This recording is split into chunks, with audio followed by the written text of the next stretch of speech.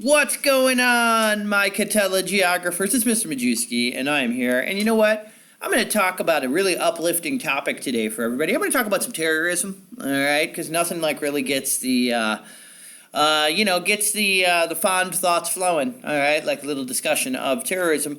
So my Vice President Guinness is not here with me today. I'm stuck here with Rosie Gonzalez, who's sitting in my room as I am lecturing today. So anyways, we're going to go through this really quickly. Now, we're going to start with the basics as we go through the slides. What is terrorism? Well, it's violence by a group. So there's a lot of examples of violence, but not all of them are necessarily terrorism. So here are the rules of terrorism. One, it's systematic violence. That means there's a system in place in which attacks are committed. They don't happen randomly. They happen regularly by a group. It's not some random individual who's doing something for their own purposes. It's part of a larger organization, a larger group. There is a system in place that helps members of this group to conduct these attacks. And so that's what we mean when we say systematic. Additionally, it's intended to intimidate people or to force a government to meet the demands of the terrorist group. So it's designed to either intimidate or cause fear within the public, or it's designed to force a government to meet the demands of the terrorist group by causing their population to be fearful or intimidated. The third rule of terrorism is they try to find the best way to achieve the biggest, most violent impacts with just one person or a small group of members. So they're going to try to commit attacks where the loss of their lives is reduced, right? So that they basically have few people that are involved in the attack, and they try to take out as many of their opponents, I guess you could say, as possible. Now, there are a lot of different types of terrorist attacks, and all of them technically fall under this category if they meet the definition that we just gave above. So bombings are a really common form of terrorism. Those could be car bombings. Those could be suicide bombings, where a person is literally wearing a suicide vest or a suicide belt. That could be as simple as leaving a bag with a bomb inside it in a sensitive location. Hijacking is another form of terrorism. Hijacking is when you essentially kidnap somebody and you hold them as essentially as a hostage, kind of like taking hostages. Hijacking is when you acquire like a plane or a ship and you hold all the passengers there as hostages until your demands are met. Hostages is usually a smaller situation where you just capture an individual or two rather than an entire plane. And again, you use them as essentially human shields to protect yourself and to try to get your demands met by the authorities. Kidnapping, of course, another obvious way that terrorism is conducted. And of course, if you kidnap somebody, you can also oftentimes charge ransom in order to return that person, which means that's a way for you to acquire wealth for your group, money for your group to conduct more terrorist attacks by holding people for ransom. Of course, assassinations are a very, very common method of terrorism. Assassinations are killing of prominent people, maybe political leaders, military leaders, cultural leaders, in order to just kind of generally cause fear or intimidation throughout the larger public. Of course, terrorism today is using the internet and a lot of other new methods of technology better than ever before. For instance, social media is a way that terrorist messages are easily spread from member to member. It's also a tool they use to recruit folks from around the world to come join their causes where they are being fought. Now that we've learned a little bit about terrorism, let's point out, hey, why is terrorism or how is it different from other forms of political violence? Well, the key here is that attacks by terrorists are generally aimed primarily at ordinary people. It's not aimed at political or military targets most of the time. All right, the goal here is to try to just kind of attack ordinary people so that every person in the country has fear or concern that they may be targeted next, and there's very little that they can do to stop it. So unlike war, where one army is fighting against another army, unlike many other types of attacks, where, for instance, the head of the country is targeted, terrorist attacks are generally just average, ordinary people who are targeted simply for being members of a particular country or a particular ethnicity or religion. Now, major terrorist attacks against the United States. Boy, we've had a lot. They really started to heat up in the 1980s, and they've really continued since then. Now, most of our terrorist attacks have been conducted by fundamentalists, whether they were Muslim fundamentalists or Christian fundamentalists. Most of the attacks have come from folks who were inspired by religion in a fundamentalist sort of way. Some famous examples of attacks that have occurred in the United States, and your book talked about a lot of these. One, we've had planes that were bombed. There was a Pan Am flight in Lockerbie, Scotland, in England, that was bombed out of the sky. There was also a plane that was bombed in Niger as well. Both of these had Americans that were traveling aboard them. And we later found out that these terrorist attacks were conducted by terrorist groups that were being supported by Muslim countries in North Africa who were upset with us over our support for Israel. In addition to that, our World Trade Center, which was a famous series of buildings in New York City, were bombed not once but twice in the 1990s and then again in 2001. The first time they were bombed by a group known as groups that were associated with a terrorist network known as Al-Qaeda. They tried to bomb the garage underneath the World Trade Center buildings. They were successful, but they did not bring the buildings down. About 10 years later, a little less than 10 years later, they bombed the same buildings again, only this time, instead of using a truck bomb like they had tried the first time unsuccessfully, they hijacked planes, and of course that's the famous 9/11 attacks, where planes were flown into the World Trade Center, and thousands of Americans unfortunately ended up perishing. Hey, just so you know that not all terrorist attacks are conducted by Muslim fundamentalists inside the United States. One of our most famous was actually done by an American citizen, by a veteran of the U.S. military. His name was Timothy McVeigh, and he was upset with what he described as too much government and police power and abuse in this country. And so, in his frustration with what he thought was our government violating the Constitution and ignoring people's rights, he parked a Ryder truck filled with explosives next to a federal building in Oklahoma City, Oklahoma, and then it exploded and detonated. Many people were killed, nowhere near as deadly as the World Trade Center bombing on 9/11, but many people were killed, including, unfortunately, a number of children who happened to be at a daycare facility that was in the blast radius of Timothy McVeigh in Oklahoma City. So Oklahoma City is another sign that not all terrorist attacks are done by foreign folks. Some are conducted by citizens who are angry with the way that the government is treating their fellow Americans. We've had some other domestic terror attacks. Domestic terror means attacks inside the United States by Americans. During the Olympics in 1996, there was actually an explosive that was placed in a trash can that exploded.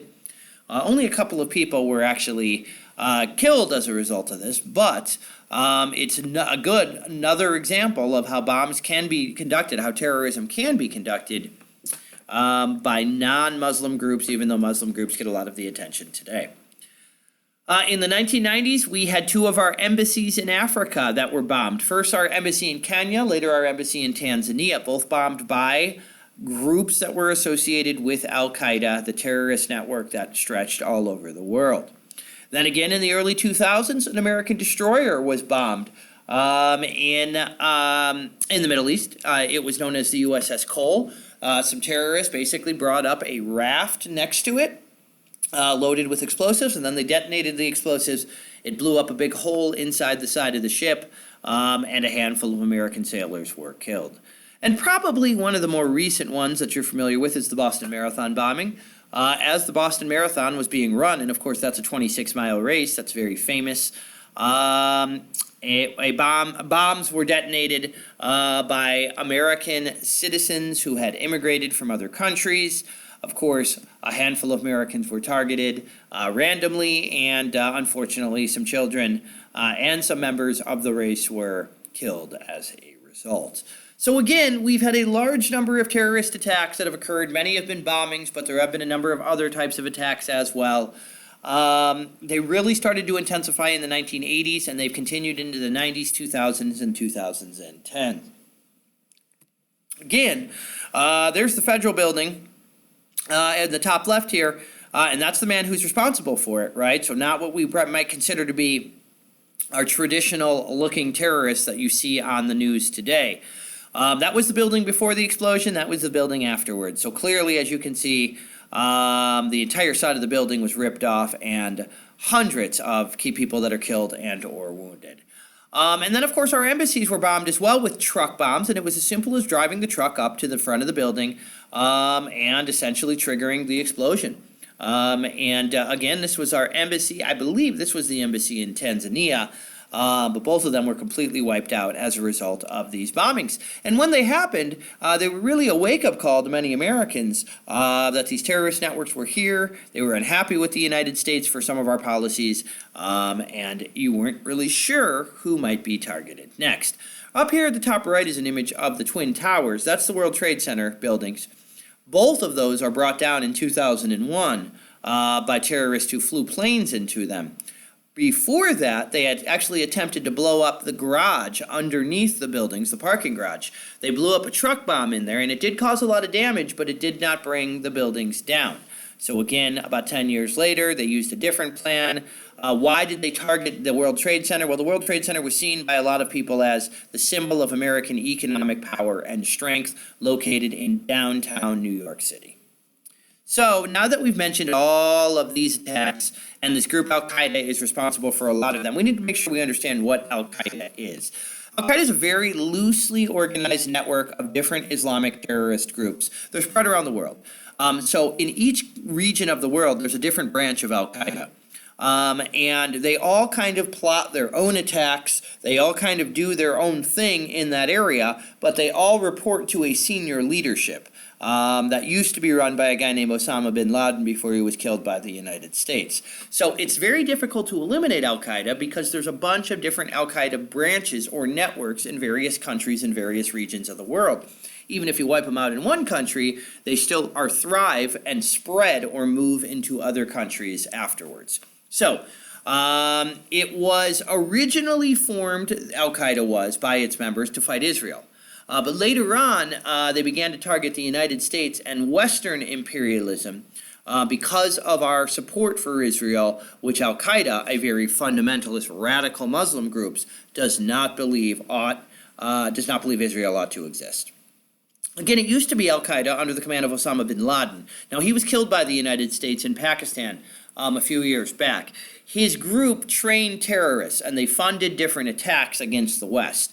He ordered the 9/11 attack, for instance. So again, not only did his group in Pakistan and Afghanistan plan and launch attacks like the 9/11 attack, they also would fund other terrorist groups' attacks in other parts of the world if they thought that they could be successful and that they were supporting the same ideas as Al-Qaeda.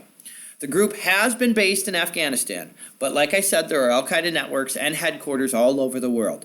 There's a branch in Iraq, there's a branch in Yemen, there's a branch in Ethiopia, there's a branch in North Africa, in Indonesia, in the Philippines, in Nigeria. There are branches all over the world, really wherever there is any sort of Islamic fundamentalist. Al-Qaeda, along with other terrorist groups, have declared what they call a fatwa against the United States. A fatwa is a holy war, a crusade, a religious war. So they believe that they are fighting for their religion against other religions, and again, that's known as a fatwa. Al-Qaeda literally is translated as the base. That's what it means.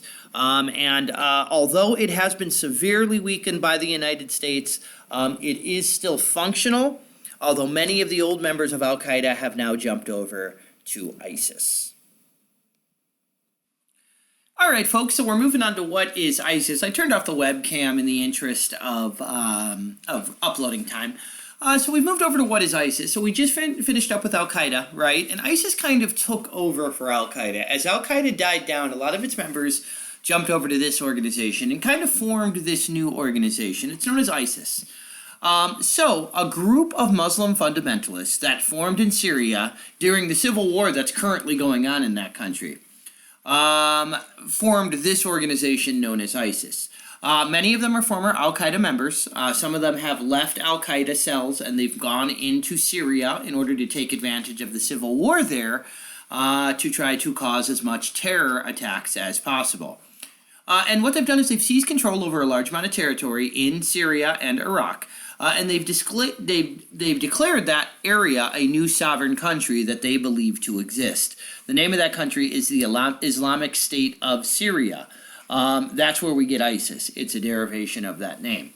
And in those areas of Syria and Iraq that they claim for themselves as sovereign, They've established a very strict version of Sharia law. They've tried to ethnically cleanse non-Muslims from the area so that there's only Muslims remaining.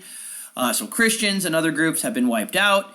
They have tried to destroy, for instance, Christian artifacts that are located in that area. Again, they're using Sharia law. So, for instance, a ban on a lot of Western traditions. You're not allowed. You must grow beards, for instance. You're not allowed to listen to Western music or television. You're supposed to maintain a very strict, devout version of Islam according to the teachings of the Quran. ISIS has had so much success that they've now spread not only into Syria, but into neighboring Iraq and other areas like Libya and sub-Saharan Africa. The U.S. just left Iraq last year, or a few years ago, but we're still trying to support the Iraqi government against these serious threats. ISIS has really achieved a lot of its growth because of their skilled use of the media. They use technology like social media, the internet, and sites like Twitter to recruit new members, to highlight successes that they've had. For instance, a lot of the times the bombings and other attacks they've done are recorded and then posted online, and to try to attract supporters and just media attention and publicity as well. So part of the reason for their enormous growth was their use of technology.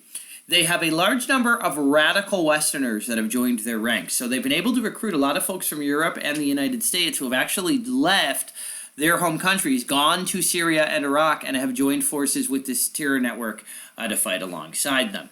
So here we see members of ISIS in the picture up here in the top right. We see more members of ISIS, and they generally wear black, and they use a black flag with Arabic lettering on it to symbolize their area.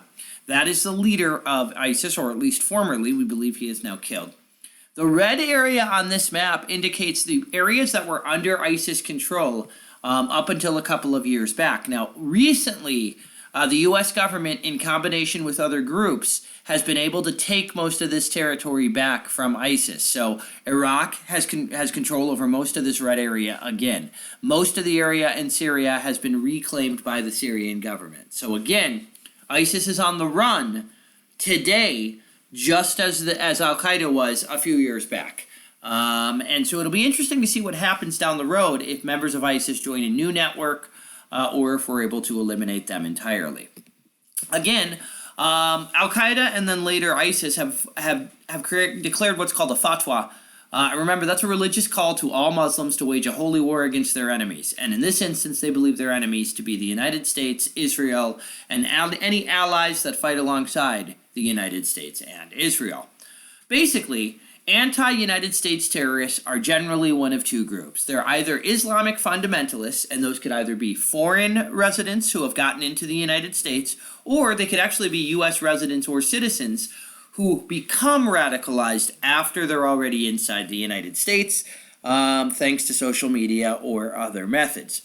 The other category of terrorists that generally attacks the U.S., if it's not an Islamic fundamentalist, then usually it's a domestic terrorist. And these are usually white males.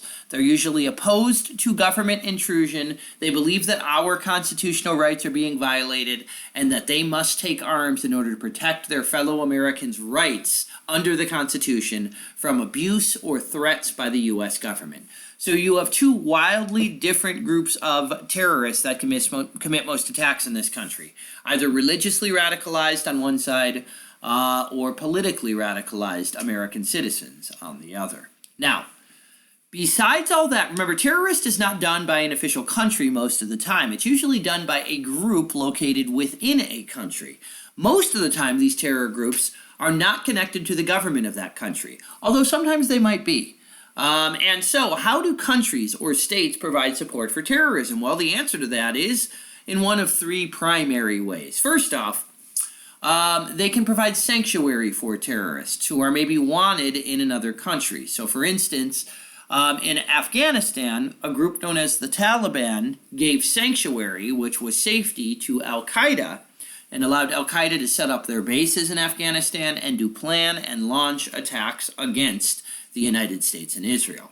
That's an example of how a government, in this case the Taliban in Afghanistan, gave sanctuary or safety to terrorists that were wanted by the United States and other countries.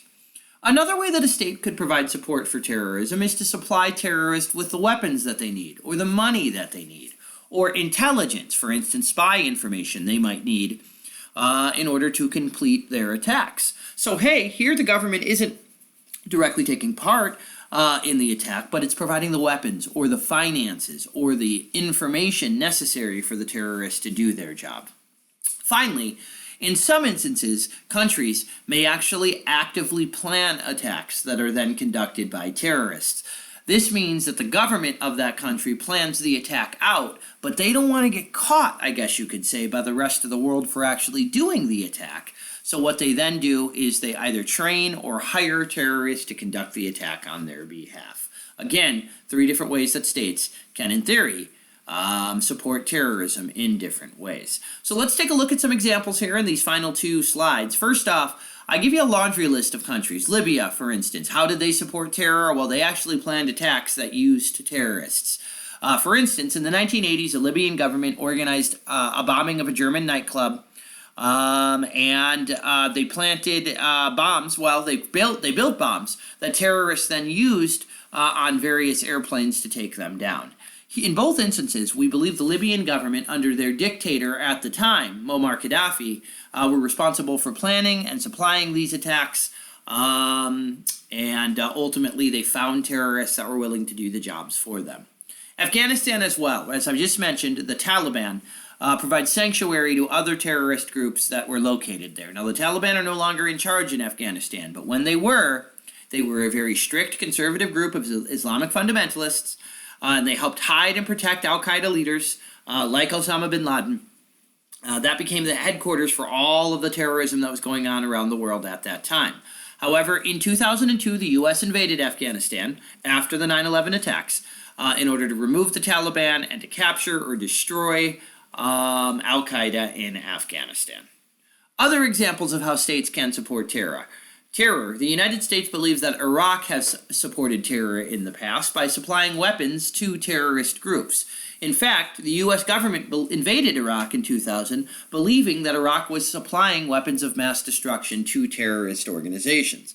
A lot of people disagreed with the U.S. government, and in fact, there was never any direct evidence to show that that was true. But, needless to say, that was one of the reasons, that was one of the countries, Iraq, that the U.S. believed was supplying weapons to terrorists. Iran is a country that provides sanctuary to terrorists and other groups. Again, Iran is a religious Islamic government. They are a theocracy, a religious government, and they run their government based on Sharia law. In Iran, I should say the United States accused Iran of providing sanctuary to some al-Qaeda members when the U.S. was actively searching for them in Iraq or in Afghanistan. Other countries like Sudan, Ethiopia, and Yemen have terrorist organizations that are actively working at this time to overthrow the actual government of those countries. So in each of those countries, we have a radical group, a rebel group that is Islamic fundamentalist that is currently working to overthrow the government and create a fundamentalist Islamic government in those particular countries. All right. So anyways, the United States is in blue here. Green countries are ones that we've identified as supporting terror. Those include Iran, Iraq, right, Syria. Those include Sudan. Those include Libya. Those include North Korea. They include Yemen down here as well. All right. Oh, and we threw in Cuba, even though I'm not quite sure how much terrorism they're doing these days. Final slide here. Current states that have active terror networks in them. Well, Iraq, Syria, and Libya all have the remnants of al-Qaeda and ISIS that are located there, along with other terrorist groups not connected to al-Qaeda or ISIS. And they control a lot of territory in these countries, although much less than they used to. Some of these groups have actually been able to get some of their terrorists into Europe, taking advantage of those open borders, and they've been able to attack places in France and Denmark by either citizens of those countries who have been radicalized or by individuals who have been able to get into Europe and conduct attacks once they were inside. Why are they operating in those areas? Well, remember, terror groups have challenged government control in all of those countries after the Libyan, Syrian civil wars spread over into more places. Violence spilled over into Iraq. The United States and other countries are currently fighting an air war in support of the Iraqi government against al-Qaeda, ISIS, and some of these other groups. Speaking of these groups, ISIS likes to use a lot of suicide bombers, and they love to use social media to spread their messages and attract supporters. And one of the other things they've done is capture Americans or other Westerners, hold them for ransom, and if the ransom isn't paid, occasionally they have executed some of these hostages, oftentimes by beheading them. Afghanistan, we still have some remnants of Al-Qaeda that are located there as well. They continue to operate in Afghanistan against an American-supported government.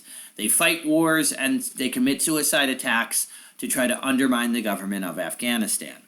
In Somalia and Ethiopia, there's a group known as Al-Shabaab. They are an Islamic group, and again, fundamentalists. They've used suicide bombs, explosives. They even attacked a shopping mall that Westerners like to shop at in some of those countries in an effort to try to slow down the spread of Western beliefs and to undermine confidence in the government of those countries. And finally, in Nigeria, there's another Islamic group known as Boko Haram.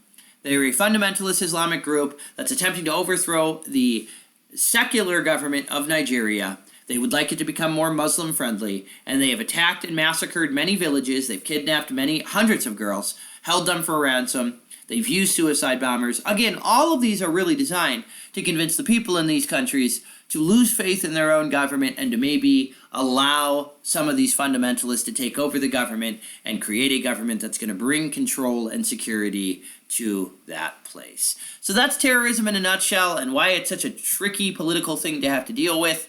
Hopefully this helps you as you are planning for your big test. Mr. M signing out here with Political Terrorism. Back in a moment with not geomorphology, but with geopolitics. Hey folks, we're jumping over to geopolitics now. We're going to wrap up geopolitics while we're at it here. Now remember, I already covered the first couple of slides of geopolitics in class, so I already covered this first one. Remember, it's the effects that geography has on world politics and diplomacy. It's led to a number of geopolitical theories. A lot of them are based on the concept of survival of the fittest. Different geographers believe they knew the best way to achieve success for their country and to help them to become a world power. It led to a lot of competition between states to create empires based on these theories, and it's some of the causes that lead to World War I, World War II, and the Cold War. So again, we started with Friedrich Ratzel. He's one of the members of the German school, which is the first geopolitical school. They developed something called the organic theory. Remember, the basics of the organic theory is states are run by organisms, humans. The natural behavior of organisms is to survive. So a state should create the conditions by which organisms can multiply and survive. The key for that, the organic theory says, is in order for organisms to spread, they're going to need resources in order to do so, and they're going to need space. And so therefore, what organic theory says a country should do is it should expand outward. It should take over its neighbors. By doing so, and then forcing your neighbors off of that land, you're creating more space for your organisms, your people, to move into. You're also acquiring more resources that they can then use to grow and survive. Ratzel used the term Lebensraum, which means living space, that a country needs in order to continue to expand. And so therefore, according to this theory, survival is based on growth. In order to survive as a country and as a group of organisms, you must continually expand, take over more territory, give yourself more living space, and more resources to consume. So it supports the aggressive conquest of neighbors.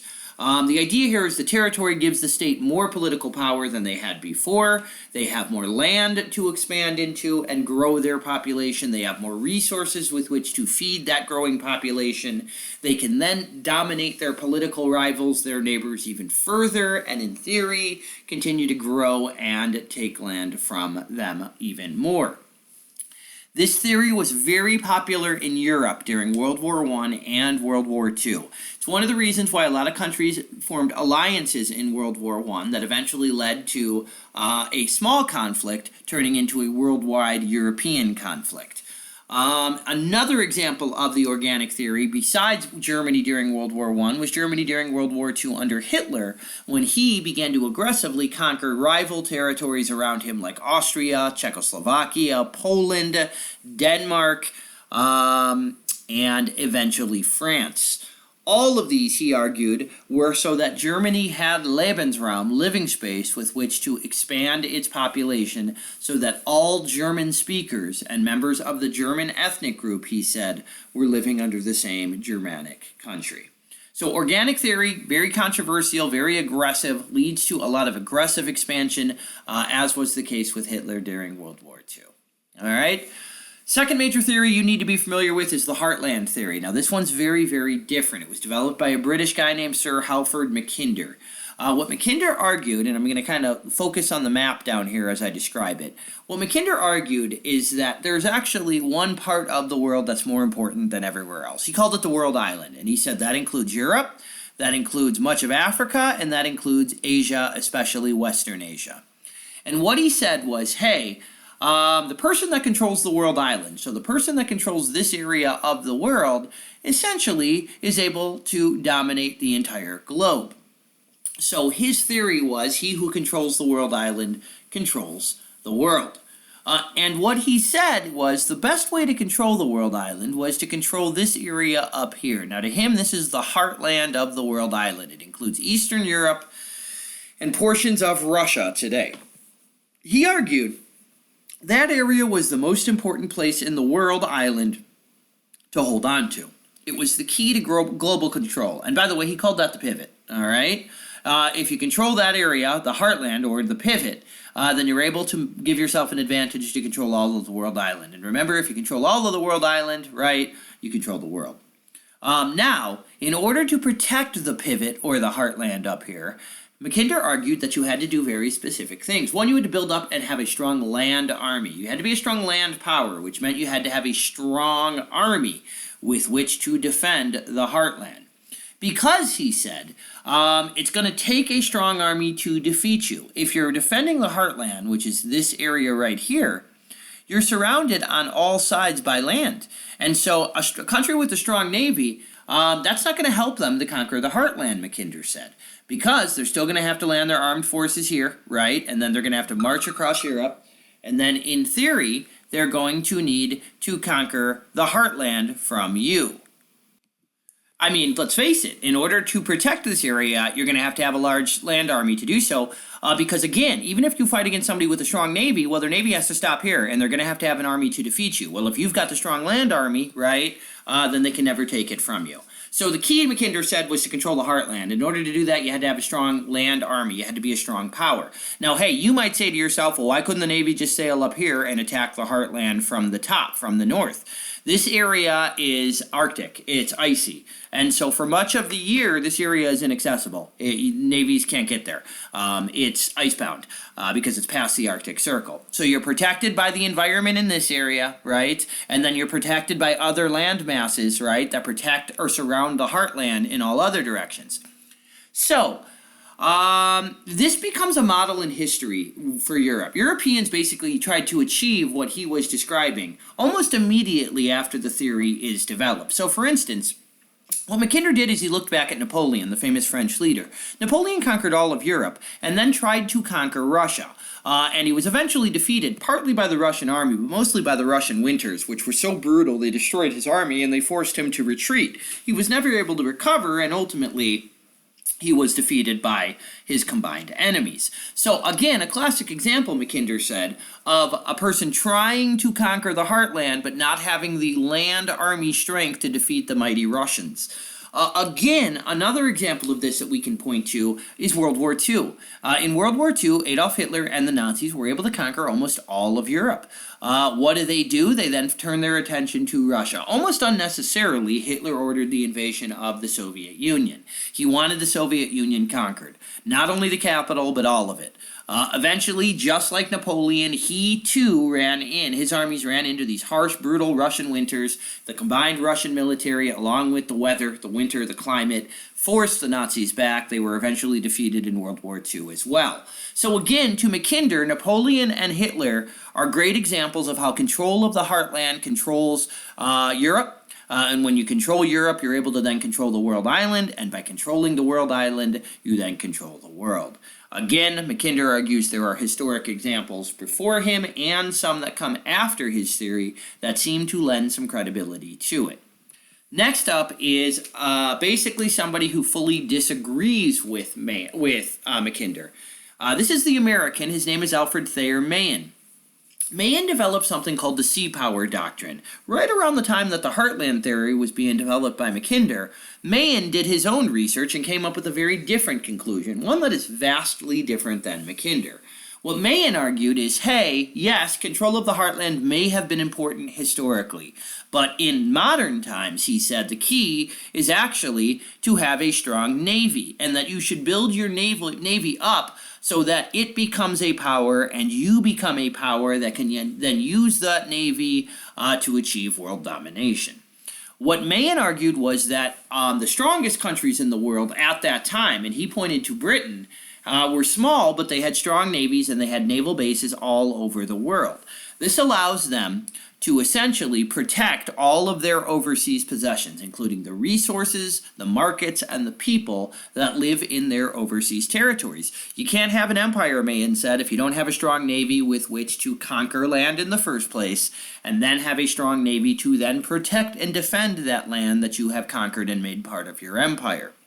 So when Mahan released this theory, the sea power doctrine, it led many of the major powers of the world to begin to build up their navies, including the United States. And they started to become more competitive for overseas territories that they could then turn into bases. So again, the sea power doctrine is very different than Heartland. Heartland says you focus on your land power and you focus on the pivot or the heartland of Europe. Whereas Mahan argued, the heartland maybe was important in the past, but nowadays it's all about having a worldwide empire, and it's all about having military bases and possessions around the world that you can use your navy to respond to any problem you experience. Mahan's theory leads to the development of a new theory that comes after it that's pretty much completely linked to it. It's called the Rimland Theory. So Mackinder was the Heartland, Nicholas Spikeman is the Rimland. These guys have completely opposite theories. To be honest with you, Spikeman agrees with everything Mackinder says, except Spikeman argues, hey, the Heartland used to be important, but it's not as important anymore. What Spikeman argued was the area that surrounds the Heartland, called the Rimland in blue down here, actually was now more important in modern times. What Spikeman argued, and he borrowed this from Mahan, was that since the Rimland was where all the ports were located and all of the access to the oceans was located, and oceans are key for resources and trade in modern times, that you really didn't need to have a strong army anymore. You really didn't need to control the Heartland. To be honest, you needed to control those ports, which meant you should control the area around the Heartland that Spikeman called the Rimland.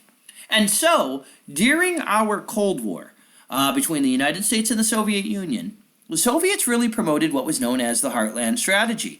They protected the Soviet Union and Eastern Europe, and they refused to give those areas up to the United States and our democratic allies. So that area was dominated by the Warsaw Pact. That was the area that included the Soviet Union and the communist governments of Eastern Europe. And they defended and held on to those with absolute dedication. All right. Meanwhile, what the United States did was we acquired naval bases and islands around the world in the 18 and early 1900s, and then we built bases in many of these areas so that we completely surrounded the Heartland by occupying bases in Turkey and bases in India and the Indian Ocean and bases in Japan and bases in North and South Korea. And bases in Taiwan, right? And so what we've done is we've essentially created almost like an umbrella of different naval bases that surrounded the Heartland. And we were cool with keeping communism where it was during the Cold War, but the moment it tried to spread outward, the United States would refuse to allow that. The U.S. used a policy called containment, which said communism needs to stay there during the Cold War. If it tries to spread into the Rimland, we're going to actually fight against it. That's why the U.S. went to war in Korea, because communism was threatening to spill into Korea, which is located, according to Spikeman's theory, in the Rimland area. We fought a war in Vietnam down here, right? Because again, communism was about to spread out of the Heartland and into a Rimland area, which the United States did not want to see. So during the Cold War, the Soviets developed a policy that really supported protecting the Heartland. We supported a policy called containment. that really created a series of naval bases around the world that surrounded the Heartland to prevent communism from spreading into any Rimland areas. So I hope you can see how geopolitics has really strongly affected how the countries of the world fought the world wars and how they fought the Cold War between the United States and the Soviets. These theories are not accurate today. We know there's a lot of other factors that come into becoming a world power besides just geography. But geography definitely has some truth to it, some accuracy here. So these theories are partially accurate without being completely so. Mr. Majewski signing off here, and have a great one, folks.